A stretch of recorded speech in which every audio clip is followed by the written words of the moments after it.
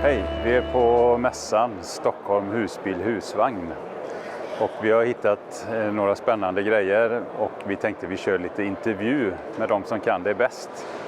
Så vi börjar med den här grejen. Häng med! Okej, nu har vi hittat något verkligen spännande här. Vi har ju pratat tidigare om uppvärmning emellanåt i våra filmer. Och nu är vi hos Alde här och vi kikar på en Alde dieselpanna. Och här har vi en expert, Magnus Åkesson. Han kan berätta lite här så får ni senaste nytt om den. Ja, alltså det här är ändå en Alde diesel som heter då Alde diesel 4000D.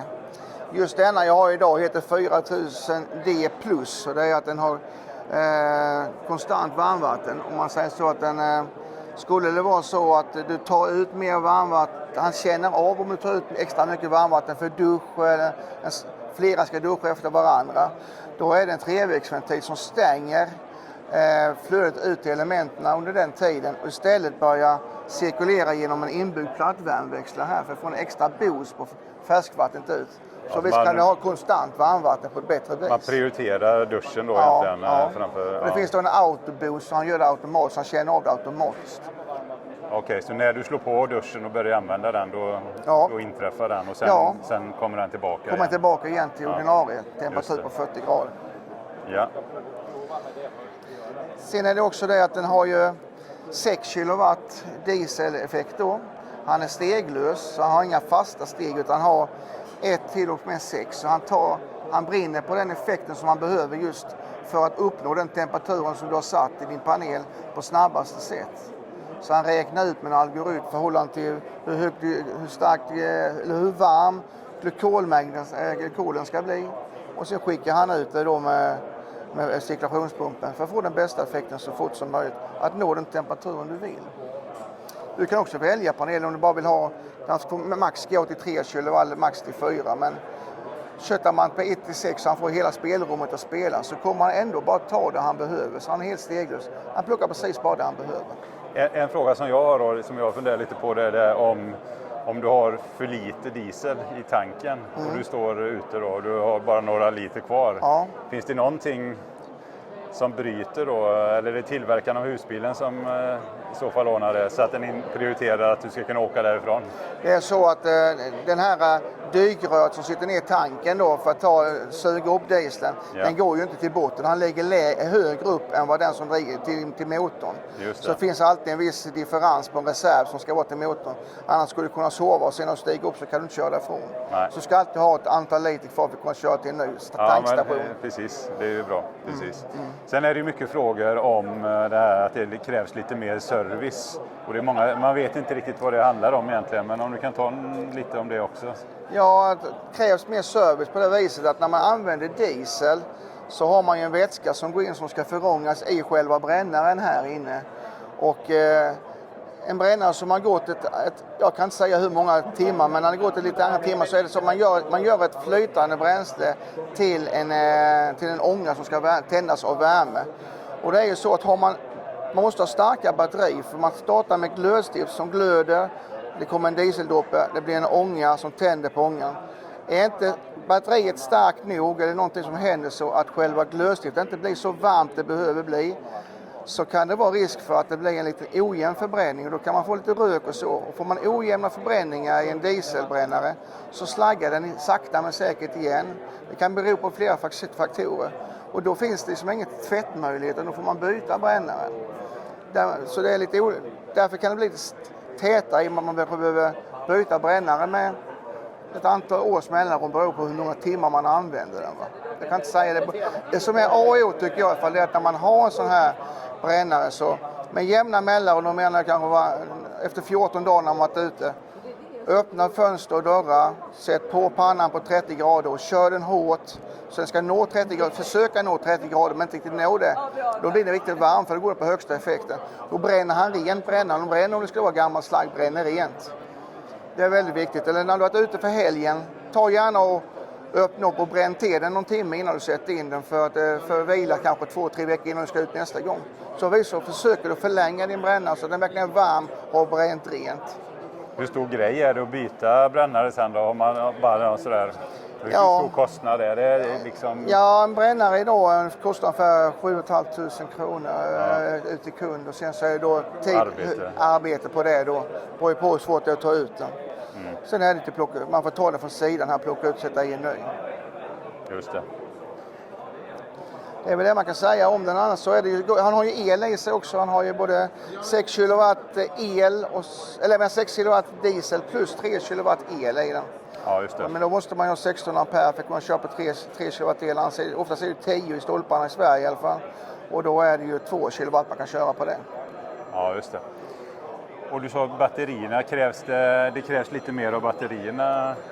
Ja, det gör det. Så batteriet, det är ju så att vid en glödning så har man ju säkrat upp glödstiftet med glödstiftet är uppsäkrat till 15 ampere. Och det innebär att det kan komma toppar som går upp över 10 ampere en viss tid när glödningen sker.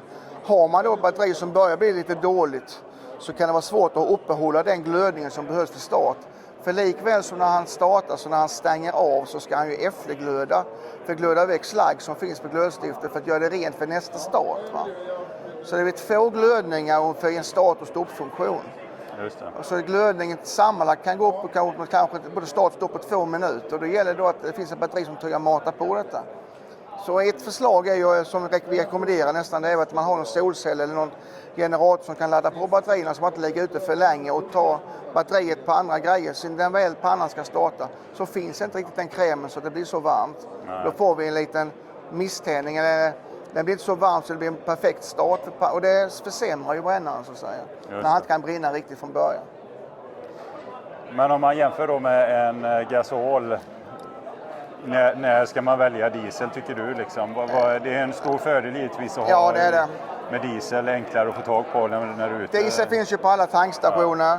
Däremot så, och det är väldigt bra när man kör utomlands.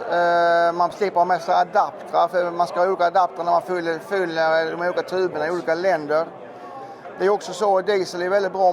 Många kör ju nu är ju väldigt off-grid heter det, men utanför normala vägarna och ut i skog och ut i mark och så. Kanske långt, många kör långt upp i Norge och så. Svårt att få tag i påfyllnadsstationer eller stationer som säljer gasoltuber överlag. Då kan ju en diesel vara bättre. Va?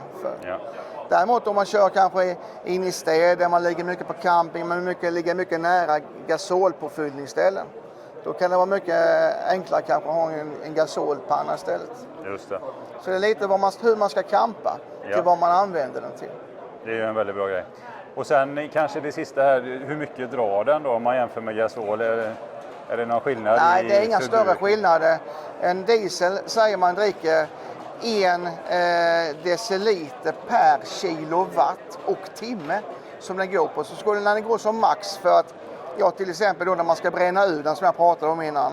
Eller man kommer in i en kall bil som har 4-5 grader eller mer uppåt. Då måste han gå på full för att komma snabbt upp till detta.